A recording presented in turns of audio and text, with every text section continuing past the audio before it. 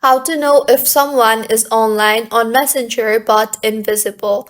Hello everyone, I am Vishaka and welcome to our channel. I will take you through the step-by-step process on how to know if someone is online on Messenger but invisible.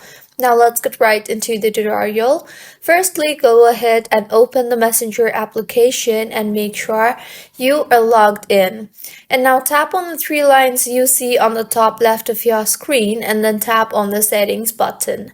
Now go ahead and tap on the active status option and make sure your active status toggle button is toggled on.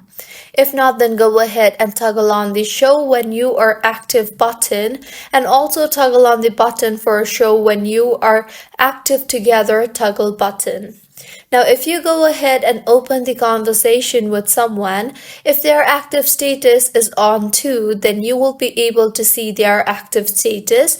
But if the individual whose active status you are trying to see is off, then you will not be able to see their active status.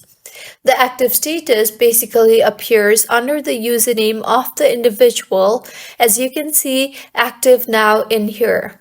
Also, if the person was active before 2 to 3 hours ago, then you will not be able to see their active status at all, even if their active status is toggled on.